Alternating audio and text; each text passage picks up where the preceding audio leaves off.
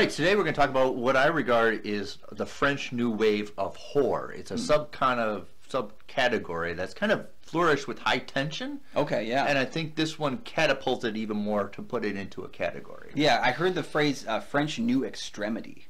Was kind of the terminology that I had found online for it, because high tension was kind of the Kickstarter for this genre. And today we're going to talk about Pascal Laugier, who kind of jumped in after working assistant work, really, to making his own film with a movie we're talking about today, Martyrs.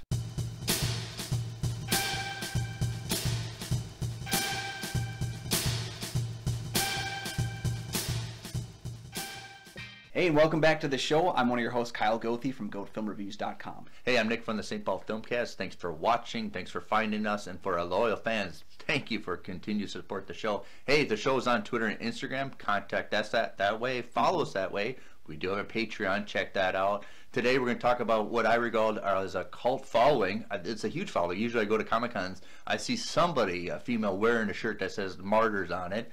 There's an American remake that's not kind of washed away. Yeah. But today I'm glad because you like horror. We're going to talk about I regard one of the best ones of the early 2000s, Martyrs. Perfect. So 15 years after Lucy escapes from a torture chamber, she and friend Anna have tracked down her kidnappers.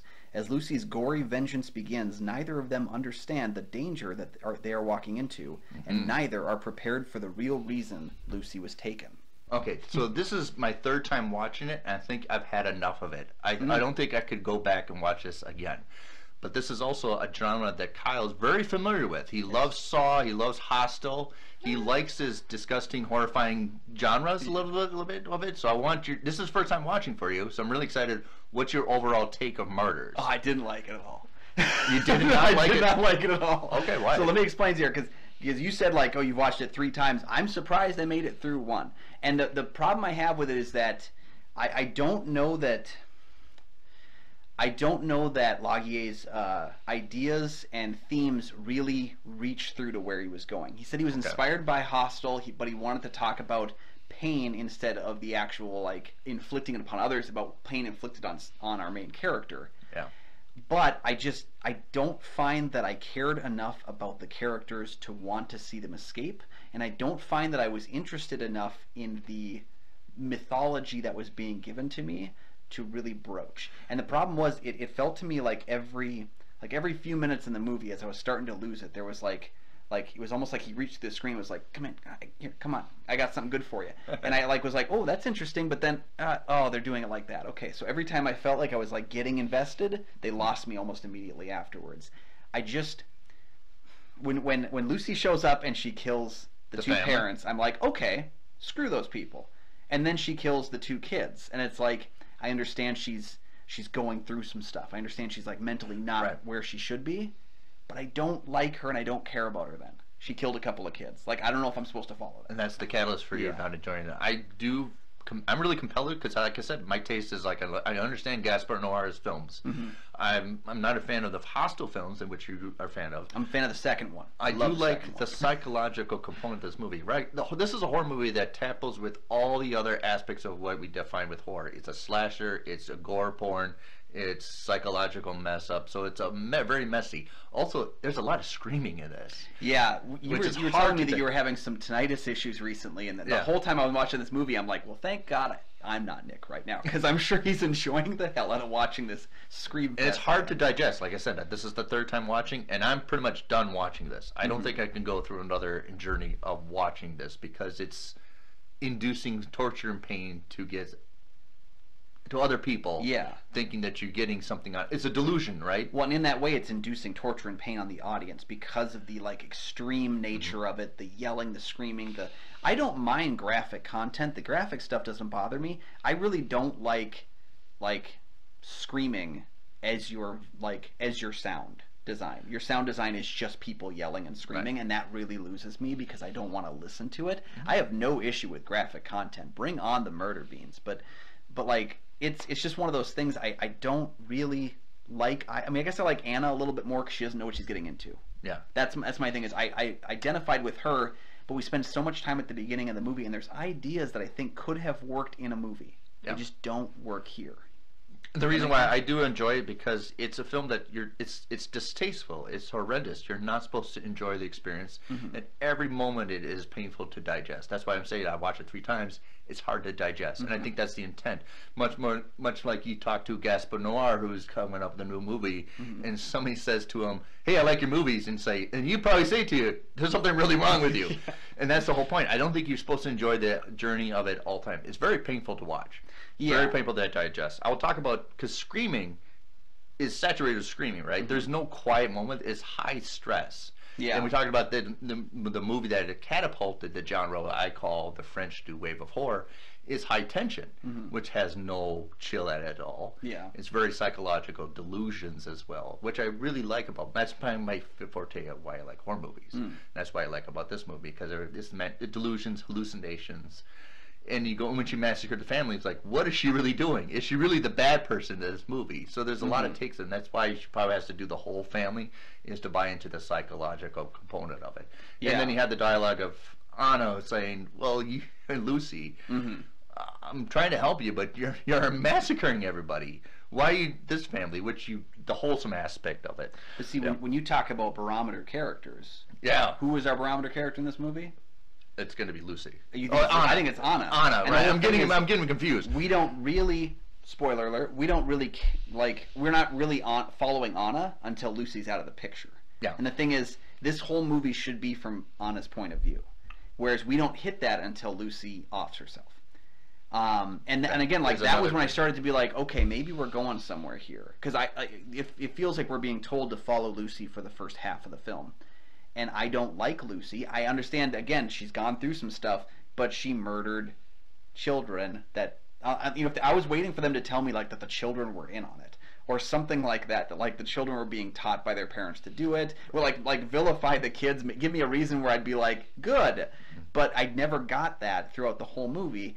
And so when we are following Lucy, I'm just not interested. And again, going back to my thing of there are ideas that work in this movie, the other woman that's in the house with them, that we learn to see as like a figment of her imagination, a personification of her pain. Yeah. That was a cool idea, but then as soon as we get that, we're offing Lucy's story, and it's like, you've just made Lucy interesting enough where I might want to see where she goes, and then we get rid of her. It's just all these like conflicting elements that did not gel for me very well. And then that's the reason why you have a problem with it, and that's why I enjoy this, because there's no moment of hope and all. There's no condemnation. Yeah. There's really no hero in this movie. No. Even a lot of painful, torturous things, and delusional, that you're going to inflict pain on other people, and then you're going to get enlightenment out of this whole aspect.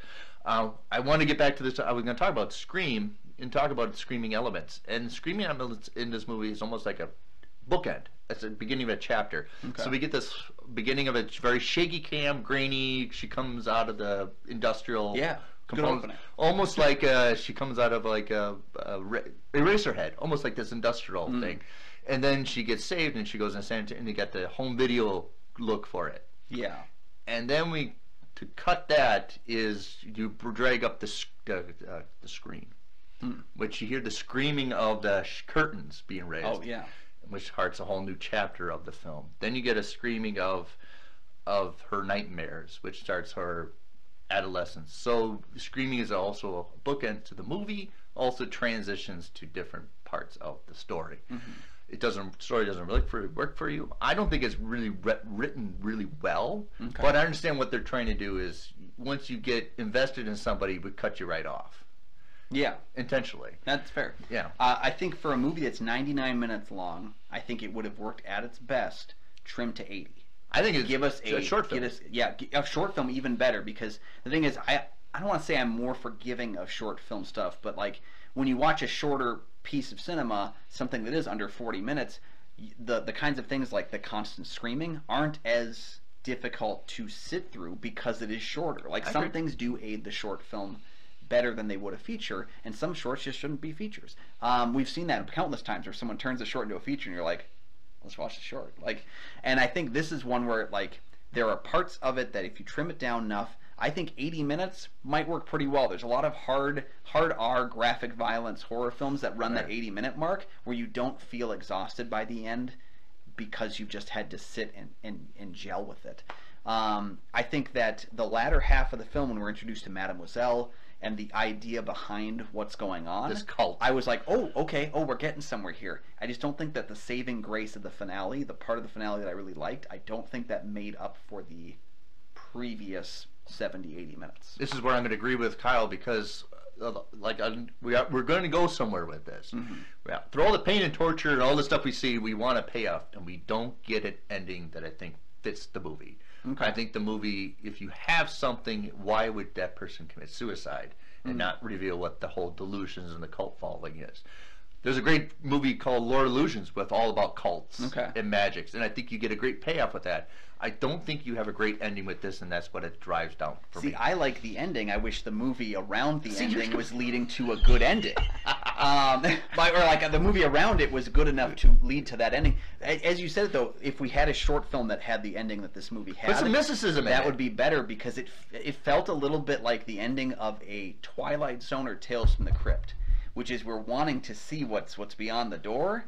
Yeah, and then it's like there. what you see is you're not going to like, and then that's kind of like a Tales from the Crypt kind of thing, where like the twist ending is we have something and you're not going to want to see it. Especially when you do especially when you the subcategory of this is psychological thriller, psychological horror. Yeah, where you have masking and just splattering and screaming all of it. Put it at the end, where you get this reality base at the end of somebody who realized that their whole delusion is not real, and she kills herself. Yeah. And then the whole cult goes away. Well, put something in there that's mysticism a little bit. For somebody that deals with reality, doesn't believe in mysticism, put it in the movie. Well, and that's the central thing to it. And this movie might just be toned to not work with me. It might just be not my kind of movie.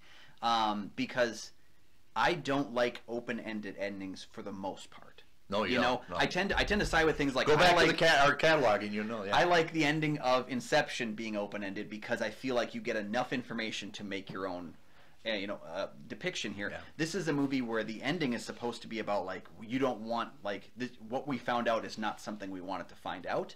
Okay, tell me what that is. It tells me that as a storyteller, he didn't know what he wanted it to be. But he wanted it to be scary, and it's kind of like everyone always says it's better if you don't see the shark in Jaws because it's scarier not to see. This is a case where I think seeing something, anything, even one thing. We took the scene route to agree with the ending does not give the payoff that we wanted. Yeah, but I just would replace the previous 70 minutes. You'd replace the ending. Replace the ending with it, because you need some kind of a payoff and journey. Yeah. And like I said, I'm done watching this movie. I don't think I can watch this movie again, because there's a lot of torturous things into it, and it's not like Hostel has it, but like High Tension has it. I mean, you get somebody with this a concrete saw, something like that. And we talk about it, because I think High Tension catapulted this whole subgenre. It comes from France. So France knew we have High Tension started with 2003, which I think if you can find the copy that's not English dubbed, it pays off much better. I don't think I like High Tension when it's not English dubbed, because it takes away from it. It almost looks cartoonish. Okay. Then you have 29 Palms, which is a great one. Satan from 2006, Them, Frontiers, and I think the latest of you can put in this category after Martyrs is what you really like, is Raw. Raw, yes, the better than Titan, Raw. Yeah, so but even though this is a kind of a split category, I think everybody has that kind of with this genre of movies I just listed. Some of them people really enjoy. Some people are like it's like Needle. Well, that's especially in this genre. I think these kinds of movies are not ones that are meant to be gone back to.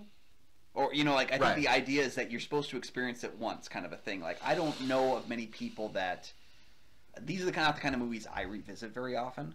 And that also tends to feed how I feel about the movie. And I would put Climax into this category. Yeah. I agree with you on that one, because that one, again, was like... I own it, and ever since we watched it, I have not felt the need to play it again. And granted, it was like a movie I did not like anyway. I agree. But this is probably I just haven't felt the need to go back to it. Whereas the difference being that some of these movies, I feel like they give you a kernel of something. We look at Alexander Aja, who did High Tension. Okay, I haven't seen High Tension, but I've seen a lot of his other filmography. He tends to dip into that new extremity with things like the Hills Have Eyes remake that he did. Or even his film Piranha, the remake of Piranha. He tends to deal with like some extreme graphic violence, but he's kind of learned how to tonally like mix it in. How to work within the realm of like, here's some extreme graphic violence, and then here's like something to kind of make you giggle for a second to kind of relax. I think that kind of tone works better, and I think the stuff where it just hits you hard just doesn't usually win me over, you know? Right. And this subgenre that we're all listing in Martyrs is probably a one-time viewing, and it stays with you, right? And I talk about good films are unforgettable and memorable. These stick into the unforgettable. They're not supposed to be memorable. These are supposed to be, oh God, I've seen this movie. I don't think I want to go back to it. Yeah. And right, it's supposed to be, I don't think, a pleasurable experience. It's supposed to tap into, it's hard to digest, it's hard to view. Let's see how much you can take of it. And if you enjoy it, there's something wrong with you, but hey, buy into it. Also, the categories that we listed, a lot of people who like this category, there's some movies that they really hate and some movies that they really like. And High Tension, as well as The Catalyst, puts psychological components to all these movies, like Raw. Yeah. There's a even though they're slasher, gory, and horrendous to watch, there's a psychological component to it, as well as like Climax. Yeah, absolutely. I think, the psychological, I mean, that is kind of like the torture part of it. For me, the torture is very auditory. I really don't like the kind of sound design that's there. I've never had an issue with watching some of that stuff. I'm just a disturbed person. But I think that... and for somebody who's a disturbed person, you don't like this movie. Yeah. No, because you're not giving me... Here's the thing. Here's the difference. I'll give you two films that I will go back to here. Okay. Hostel. I don't care for the first Hostel movie because it is so heavily hinging upon the torture aspect without the story. Hostel Part 2... There's not much story to it. Hostel Part 2 has a great story. And it's because it's presented in multiple... like segments that are each kind of building on the first thing. So like the first part of Hostel Part 2 is kind of a direct sequel. Then you get the second part, which is following the guys who are doing the torturing, and you get the third part, which is following the women who are about to be tortured. So you see this horrific thing from all the angles, and the world building that's there. Hostel Part 2 makes Hostel Part 1 better because of how great the story is in the second film. This is more of a Hostel Part 1 situation where it's just like, hey, this is gross, right? Check it out. Look at how gross this stuff is. I think that the idea that we're going to mess with you is the central thing behind his storytelling. That doesn't work for me. And I'm going to disagree with him. So, and I really like the component because I like the psychological delusions. Everybody has their own psychological delusions. I just don't think the ending has to pay off for it. Put some mysticism into it. I do like the component that it's a very hard to digest movie. It's very close up. There's filming like we do all the time. It's very in your face. There's no comfort. It's almost like you're going into sensory overload. Okay. And I think there's no calm to it, that people want some, give me something that just a little more clarity rather than constantly a sensory overload movie. And I really kind of enjoy it, as well as I always think horror movies at the core deal with feminism, and this is a complete deal with feminism movie. How does this deal with fem? Oh yeah, you're right. Yeah. And that's why I kind of think a lot of females enjoy this movie more than males do. Okay. And I think there is something to be said about the fact, I think Lockyer had said in an interview, and I agree with this, is that women have a higher pain tolerance than men, just because of what they go through with childbirth, what they go through, in day-to-day life, their bodily functions and they're comfortable tend to do with that, and there's a reason they're comfortable seeing blood all the time. Exactly. Yeah, right. So I think the idea behind putting females in this realm, and I think they even Mademoiselle says that too, like it's easier to get this reaction out of a woman than it is a man. And I think what he's dealing with kind of that idea of it is really captivating. Like I said, there's a lot of really great kernels of ideas. I just don't think they make a great popcorn when you put them into this movie and flush it out a little bit. There's a lot of components that I really like about this movie. Yeah. And I'm not going to say, and like I said, I'm done watching it. Yeah. And I really enjoy the journey. I understand it, but I don't really enjoy the movie. Yeah. That's the whole point of it. I understand the journey of it. I'm just not going to watch it anymore. See, I just didn't get anything out of it to make the experience of watching it. And that's the frustrating part for me. And to be fair, I'm not giving this a 1-star. If you follow me on Letterboxd at Almighty Goatman, you'll see that I gave it a 2-star rating out of 5. It's not a movie that I think it's good film on. I think it's a well-made movie that I don't ever care to see it again because I just didn't get what I needed to out of the actual narrative. There are ideas that are at play here that I honestly think, when the idea of a remake came into play, not a terrible idea, because I think you could take some of the things that worked in this first film and mold them better. I haven't seen the remake. I heard it's terrible, but there is an idea here that could work. It's like glossed over. Exactly. Let's talk about, before we go, Pascal was supposed to do the Hellraiser remake. Okay. And actually was shelved after his ideas conflicted. I think after seeing this movie, I think they understand that he wants the gory aspect, but story-wise, doesn't really fit. Yeah, I don't think he needs somebody to write for him. That's true, because I think he could direct a Hellraiser remake just fine. Yeah. I think his ideas are conflicting with. I don't think Hellraiser is a story about pain and torture as a means to get something. I think Hellraiser is supposed to be about pain and torture being a pleasurable experience, and kind of like that. I mean, there's like a small juxtaposition between the two of them. And again, that's not to say that Pascal Augier, like, oh, someone tortures himself at night. Like, that's not the case we're saying, but there is kind of an element of, I think he could direct the film. I think he could make the movie. But I think, much like a George Lucas, he might just need someone to flesh out his ideas better. Flesh out his ideas and bookend it. And you can tell from this movie, he's writing towards an ending and not getting there. Yeah. Where I think he needs to sit down with somebody and think about where you want to go with the journey, rather than knowing what you want to do for Act 2. Yeah, exactly, yeah. Which completely, you know what I want to do for Act 2 is just repulse you. Yeah. Have you seen Martyrs, for God's sakes? Let us know down in the comments your thoughts upon this very divisive film. I think if Nick and I were going through divorce proceedings, I think we would each want custody of different parts of the movie. So I think this is a movie worth discussing. We can't wait to hear from you, your thoughts on it. So let us know down in the comments below. While you're down there, make sure to like and subscribe. They're 2 free things that you can do for the channel. They help us out immensely, and they'll also make sure you never miss an episode of the show. And while we're talking about missing out on things, imagine missing out on just 1 cup of coffee every month and joining the Patreon. The link's down in the description. Nick mentioned some great ideas about it at the beginning here, but you got access to Picks with Kyle and Nick, our monthly show. You get access to our posts on there. We're going to have more exclusive content hitting the Patreon this season, so be sure to get ahead of it and join the Patreon down below by sacrificing 1 cup of coffee. And every single month then you'll get on a rotation of people that'll help us pick different episodes. Maybe you can force Nick and I to watch the remake. It's up to you. Tap into what I call the French New Wave of horror. Yeah, definitely. So thank you guys for joining us. And from all of us here at the show, you can find my film reviews at goatfilmreviews.com. I'm Nick from the St. Paul Filmcast, and thank God we don't review movies twice on this. Yeah. Oh, don't make us do it.